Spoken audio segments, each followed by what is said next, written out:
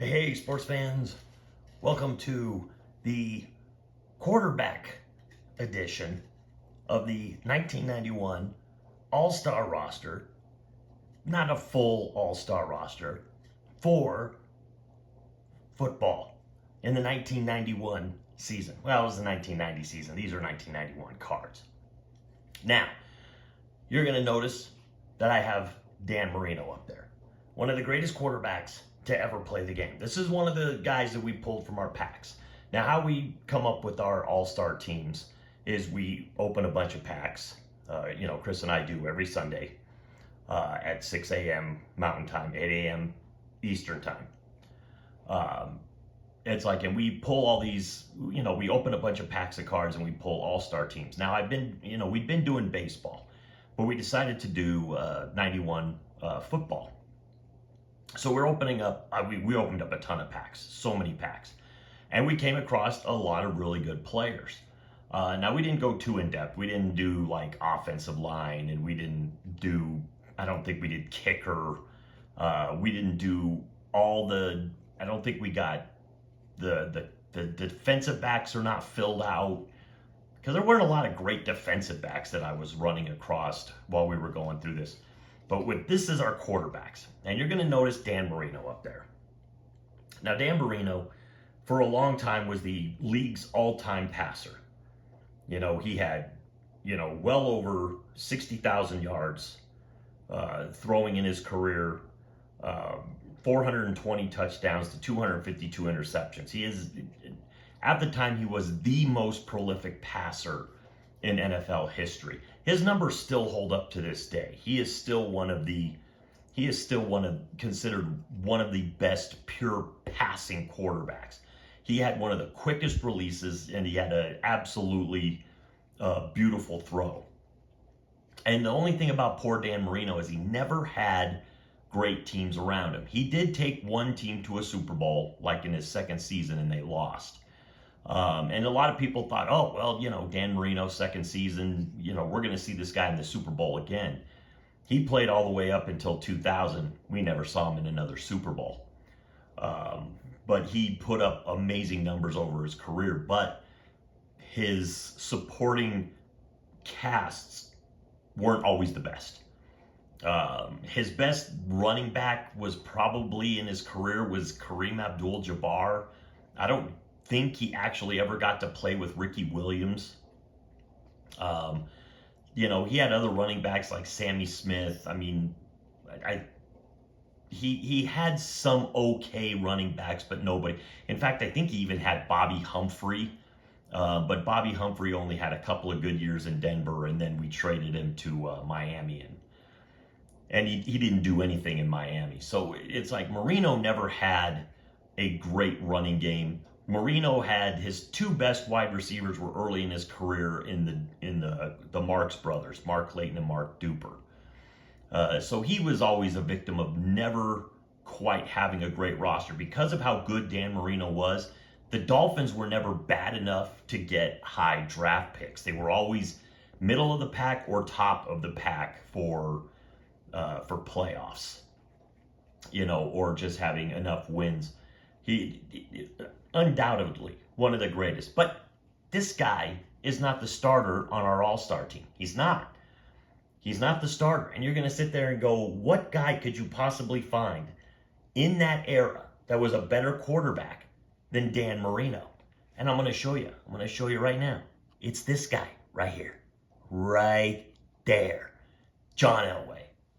John Elway is a better quarterback than Dan Marino. And I know that's going to be considered blasphemy at this point, because as a pure quarterback, Dan Marino was a better passing quarterback.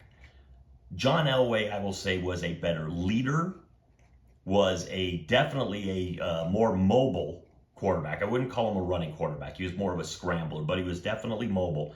He had a stronger arm than Dan Marino and went to a lot more Super Bowls, went to 5 of them and won his last 2. Now, I watched John Elway my whole career, so I'm going to have bias a little bit, because John Elway is, that's the Broncos quarterback that won us our first Super Bowl.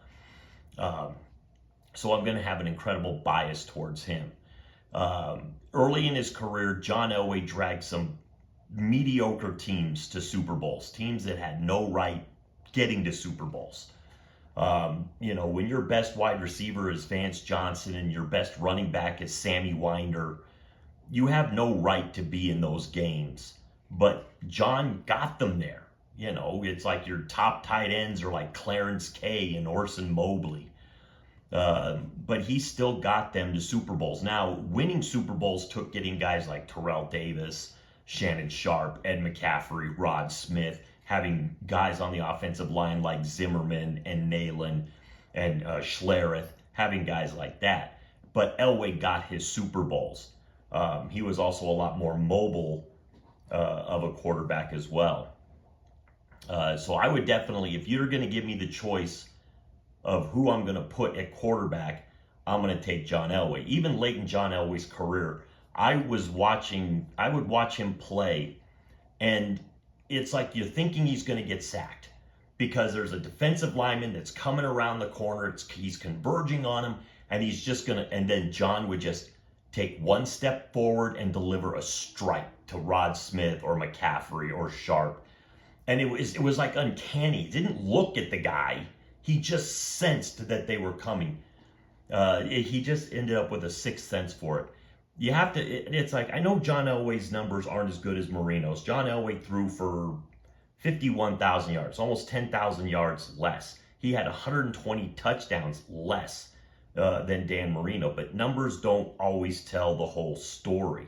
John Elway also rushed for 3,400 yards in his career. We won't look at completion percentages too much because back in that day, completion percentages were a lot lower than they are now. But John Elway is the starter. Dan Marino would be my second string. And back in that era, they used to have third string quarterbacks.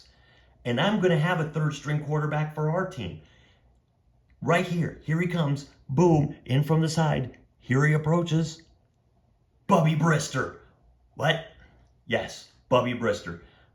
Bubby Brister, future Denver Bronco Bubby Brister, played with us from 1997 to 1999. The reason that Bubby gets the third string spot is because, first off, you're never going to have to put him in with those two guys. And the other reason is, in our 1998 season when we were going for undefeated, John Elway got hurt for 4 games. In those 4 games, Bubby Brister came in and went 4-0. 4-0. I mean, that was massive because that was a team that was expected to win the Super Bowl that year. When they beat the Green Bay Packers, they weren't expected to win.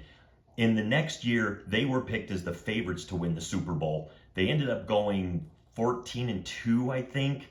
They ended up losing their 14th game of the season to the Giants, and then I think they lost the next week to the Dolphins. So I think they lost 2 in a row and ended up 14-2. But Bubby Brister was a big part of that team winning, being able to maintain their lead. Now, the funny part is when you look at Bubby Brister's stats, he had 14,000 yards. He had 81 touchdowns. Nowhere near these two Giants numbers.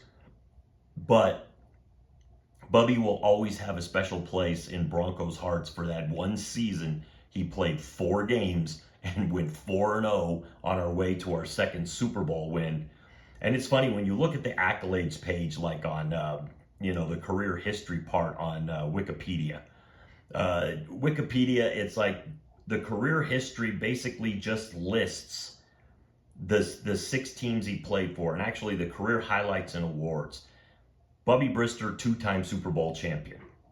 If you look at John Elway, the career highlights and awards: 2-time Super Bowl champion, Super Bowl MVP, NFL Most Valuable Player, NFL Man of the Year, 3-time second team All-Pro, 9-time Pro Bowler, NFL passing yards leader in 1993, 1990s All-Decade Team, 100th anniversary All-Time Team, Denver Broncos Ring of Fame, Broncos number 7 retired, Sammy Baugh Trophy, unanimous All-American, 3rd team All-American, 2-time Pac-10 Player of the Year, Pop Warner Trophy, 2-time first team All Pac-10 team, second all-time Pac-10 team, second team All Pac-10, and the Stanford Cardinals, a college team, retired his number As an executive, he won Super Bowl 50 and he won an Arena Bowl championship. Then poor Bubby Brister, like I said, he's got one career highlight, two-time Super Bowl champion. But Bubby 4-0. But yes, there's my starter, John Elway, right there. John, starter. Backup, Dan. Bubby, I hope you don't have to play because I don't believe that you're going to go 4-0 again. But you could because you proved that you could way back in 1998. So it's like, I'm going to tell you right now, boom, that's the team. Those are the quarterbacks that you need because those two top quarterbacks are going to eat up 50% of your salary by themselves. So that's the quarterback section of this. I'll be coming in with running backs and wide receivers and defensive linemen and some other linebackers and stuff throughout the week. So go ahead, tell me in the comments why I'm absolutely nuts for taking John Elway over Dan Marino and why Bubby is even up there. So with all that being said, that is all-star for now.